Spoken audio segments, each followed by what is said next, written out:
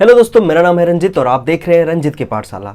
चलिए दोस्तों, आज हम बात करने वाले हैं बहुत ही बड़ी खुशखबरी का, जिसका हमें था इंतजार। वो घड़ी आ ही गई दोस्तों बीपीएससी 2.0 की घोषणा हो चुकी है और इस घोषणा की क्या क्या की पॉइंट है उन सभी बिंदुओं पर मैं चर्चा करूंगा दोस्तों। और ये बहुत ही महत्वपूर्ण टॉपिक रहने वाला है दोस्तों, क्योंकि आगे की भविष्य की क्या प्लानिंग होगी ये सब चीज़ें जानना जरूरी है, तभी आप अच्छे तरीके से तैयारी कर पाएंगे दोस्तों।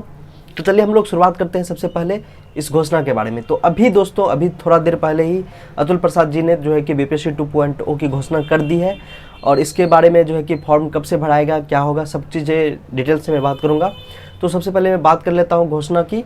तो ये जो फॉर्म दोस्तों भराने वाला है वो दोस्तों 5 नवंबर यानी कि कल से भराने वाला है और ये भराएगा दोस्तों 25 नवंबर तक। लेकिन इसमें भी एक शर्त है दोस्तों, 14 नवंबर तक आपका रजिस्ट्रेशन होगा, यानी कि रजिस्ट्रेशन और पेमेंट होगा। उसके बाद जो 25 नवंबर तक जो किया गया है वो आप बस डेट एक्सटेंड कर सकते हैं।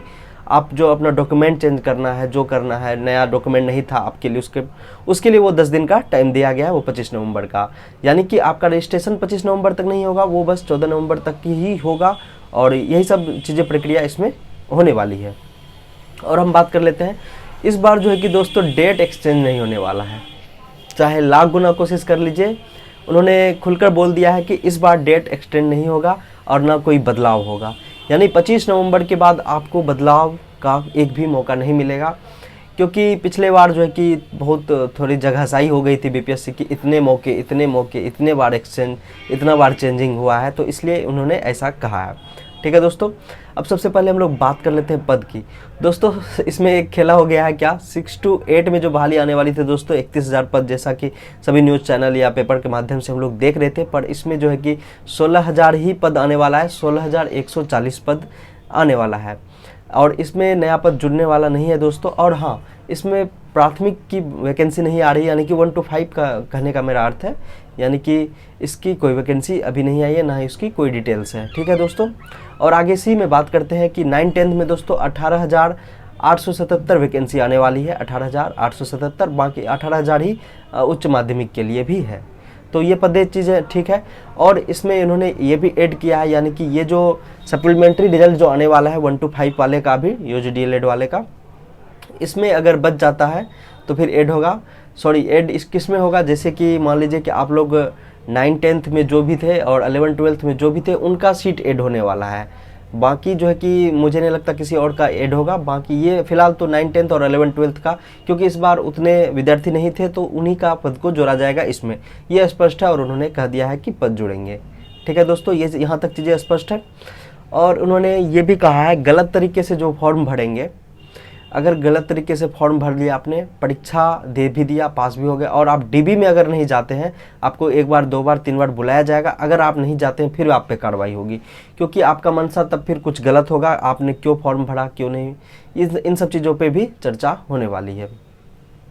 अब आगे दोस्तों बात कर लेते हैं एग्जाम पैटर्न की। एग्जाम पैटर्न दोस्तों कुछ बदलाव हुए इसमें बीपीएससी 1 के अनुसार। इसमें क्या हुआ है कि क्वालिफाइंग और जो मेन एग्जाम होता है दोस्तों वो दोनों एक ही साथ होने वाला है। 30 नंबर का क्वालिफाइंग एग्जाम है दोस्तों, 30 नंबर का प्रश्न पूछे जाएंगे आपको एक ही पेपर में, यानी एक प्रश्न, यानी आपका एक ही दिन एग्जाम जो होगा उसी में क्वालिफाइंग और मेन एग्जाम भी देंगे, जिसमें कि 22 नंबर आपका हिंदी से प्रश्न रहेंगे और 8 क्वेश्चन कि आपका 30 नंबर का मैं बात कर रहा हूँ, 22 और प्लस 8 कि इंग्लिश के रहेंगे। और इसमें आपको पासिंग मार्क्स दोस्तों 9 नंबर रहने वाला है, 9 ये इतना रहने वाला है पासिंग मार्क्स। उसके बाद ही आपका वो मेन एग्जाम का चेक होगा। मेन एग्जाम में भी कि जैसा 120 प्रश्न जो बचते हैं दोस्तों, उसमें 40 आपका जियो कि सभी के लिए जो फिक्स है कि ये 40 नंबर सभी को पूछा जाएगा, उनसे पूछा जाएगा, और बाकी जो 80 आपका भाषा से पूछा जाएगा। 40 नंबर जो जीएस होता है, जैसे कि हिस्ट्री हो गया, फिजिक्स, केमिस्ट्री, बायो, ये सब उसी से रिलेटेड पूछा जाएगा, वो 40 नंबर फिक्स ही है दोस्तों। अब दोस्तों बात कर लेते हैं, इन सब चीज़ों की बात हो गई। और क्वालिफाइंग नेचर में इस बार महत्वपूर्ण क्यों रहने वाला है दोस्तों, क्योंकि इस बार कि क्या होने वाला है, अगर आपका और किसी अन्य विद्यार्थी का दोनों का मार्क्स टाई हो रहा है तो उस समय कि क्वालिफाइंग में जिसका मार्क्स ज़्यादा रहेगा उनका सिलेक्शन होगा, ये स्पष्ट हो चुका है। इस बार वो ऐसा नहीं है कि नाम के अनुसार से आपका सिलेक्शन होगा, कि पहले जिसका लेटर आता है हिंदी में तो उसका पहले हो जाएगा, ऐसा नहीं है। इस बार कि क्वालिफाइंग को वैल्यू दिया गया है, इसलिए क्वालिफाइंग में भी अच्छा स्कोर कीजिएगा, ताकि अगर टाई की नौबत आए तो आपका सिलेक्शन हो जाए। ठीक है दोस्तों, और इसमें इस बार ये भी कहा गया है कि इस बार गलती सुधारने का कम ही मौका मिलेगा, 25 नवंबर तक सुधार लीजिए। अगर आपने एग्जाम OMR में भी कुछ गलती की है तो आपका शायद ही वो सही हो पाए। अगर आप उनका मशीन ले लेता है तो ठीक है, अदरवाइज आपको बहुत दिक्कत होने वाला है। इसलिए सोच समझ के अच्छे से OMR शीट में रोल नंबर, ये वो दिस दैट जितनी भी जानकारी है बहुत अच्छे से आराम से भरने की ज़रूरत है। उनके लिए भी एक अतिरिक्त समय दिया भी जाता है और आप लोग को वो आराम से भरना चाहिए ताकि आपका मशीन ले ले। और दोस्तों उन्होंने क्या क्या बताया, NA का मतलब बताया। NA क्या है दोस्तों कि मतलब रिजल्ट जो इस बार जारी किया गया था उसमें NA लिखा हुआ तो बहुत लोगों को समझ में नहीं आ रहा था NA क्या है। तो उनके लिए उन्होंने कहा कि स्टूडेंट को सबसे पहले हम लोग जनरल कैटेगरी में डाल के देखते हैं वो उसमें फिट हो रहे हैं, तो ना होते हैं तब फिर अदर कैटेगरी में जाते हैं, आरक्षण वाले कैटेगरी में। अगर वो फिट हो रहे हैं तो उनका रिजल्ट वहीं पे बन जाता है, बाकी इधर उनका सीट खाली हो जाता है। यही चीज़ें NA था, यानी कि जितने सारे स्टूडेंट थे उनका सिलेक्शन NA में ही हो गया, तो अदरवाइज अदर कैटेगरी के रिजल्ट का जो है कि कट ऑफ जारी करने की ज़रूरत नहीं पड़ी। उनका कहने का मतलब NA का मतलब वही है। उम्मीद करता हूँ दोस्तों आपको सारी जानकारी डिटेल्स में मिल गई होगी। और इस बार दोस्तों अपेयरिंग को शायद ही मौका मिले, क्योंकि अपेयरिंग के वजह से दोस्तों इस बार रिजल्ट में कितना टेंशन और कितना गड़बड़ी हुआ है इस टाइप का लग रहा था। क्योंकि अपेयरिंग सीटेट वाले घुस गए, उनका रिजल्ट बन गया, बाकी जो स्टूडेंट बचे थे उनका रह गया। तो बहुत सारी चीज़ें इस बार हुई थी जो इसको इस बार शायद सुधारने की कोशिश करेगी BPSC, और इस बार अपेयरिंग को मौका ना मिले।